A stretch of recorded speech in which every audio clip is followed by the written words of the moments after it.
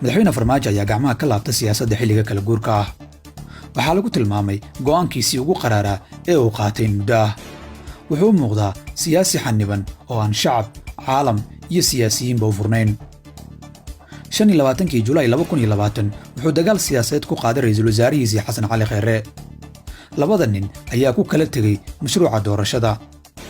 farmaajo ayaa la sheegay inuu aaminsanaa in haddii uu Khayre bixiyo inuu heli doono 2 sano oo muddo kororsi ah iyo nuuc doorasho oo isaga la jaad ah. haddaba sheekadan waxaan ku eegaynaa 10 bilood kadib farmaajo ma ka raystay Xasan Cali Khayre mise waa u darsaday. xilligii Khayre iyo farmaajo wada joogeen, dowladda madaxweyne farmaajo waxaa lagu tilmaamay mid aad u nasiib xun. dalku kama bixin mushkilado siyaasadeed, xaalado lama filaan ah iyo dhibaatooyin ay gacmahooda ku abuureen 4 sano ee lasoo dhaafay. inkastoo ay sidoo kale jireen dhibaatooyin kale oo caam ah oo hortoodna jiray, haddana calaamado badan waxay gaar u ahaayeen nidaamka madaxweyne farmaajo, sida muwaadiniin loo dhiibay dal kale, gudoomiye baarlamaan oo xoog lagu bixiyo, siyaasiyiin la weeraro, iyo u adeegsiga ciidanka ee arrimaha siyaasadda. iyadoo ay dalka ka dhaceen waxaas oo dhibaato ah, haddana madaxweyne farmaajo waxaa loo arkayay inuu yahay siyaasi nadiif ah, daacad ah oo waddani ah, balse ninka dhibaatada wada waxa ay dadweynuhu u arkayeen ra'iisul wasaarihii xilligaas Xasan Cali Khayre. wuxuu Khayre isku dhigi jiray dhammaan eedaha loo haysto hoggaanka dowladda.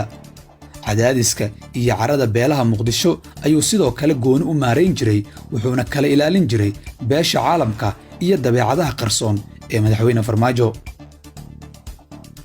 Xasan Cali Khayre waxa uu xafiiska ka tegay iyadoo la aaminsan yahay inuu yahay ninkii kacdoonka ku riday farmaajo. waxaa markaa kadib bilaabatay dood ah in hadda kadib la arki doono farmaajaha saxda ah, maadaama uu Khayre ku shaabadaysnaa ninka dowladda u diiday inay xasilooni hesho. jumladan waxaa iibinayay xildhibaanada ku dhow madaxweyne farmaajo. laakiin Khayre kadib maxaa dhacay?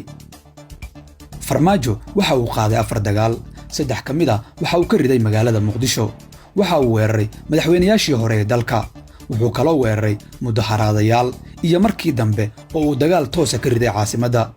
sidoo kale gobolka Gado ayuu farmaajo dagaal ka riday. eedaha arrintan haddii uu Khayre joogi lahaa isagaa loo xambaari lahaa, laakiin farmaajo ayaa hadda dusha loo saaray mas'uuliyadda. waxaa lagu dhaqaaqay muddo kororsi, waxaa dusha loo saaray farmaajo. ciidankii ayaa 2 u kala jabay, waxaa eedaasi loo xambaaray farmaajo. 6 waddan ayaa joojiyey kaalmadii ay siin jireen Soomaaliya, waxaa eedeeda qaatay farmaajo. doorashadii ayaa dib u dhacday, waxaa sidoo kale eedeeda loo saariyey farmaajo. dhowr shir ayaa sidoo kale lagu kala kacay, waxaana mas'uuliyaddeeda dusha loo saaray madaxweyne farmaajo. si toosa ayay hadda isku arkeen shacabka Soomaaliyeed iyo madaxweyne farmaajo oo markii hore kala qarsanaa. 3 sano iyo bar waxaa ku dhex jiray Xasan Cali Khayre. dad badani waxa ay isweydiinayaan haddii uu Xasan Cali Khayre ahaa ninkii dowladda dagaalka gelin jiray, waa kuma ninka hadda dagaalada qaaday, muddo kororsiga aaday, doorashada fashiliyey ee caalamkiina ay kala tageen. farmaajo waxa uu ra'iisul wasaare u magacaabay Maxamed Xuseen Rooble.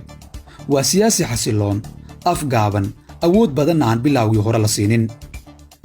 siyaasaddiisa qunyar socodka ah ayaa keentay in wixii dhibaato ah oo dalka ka dhaca inaan isaga loo xaglin oo ay toos mas'uuliyaddu ugu dhacdo madaxweyne farmaajo. dadka xogogaalka ah waxa ay sheegayaan inuu Khayre ku eedeysnaa ficillo uu jilaagiisii leerarka dansaday. wuxuu u muuqday inuu waqti badan geliyey inuu isku dhiga eedaha madaxweyne farmaajo.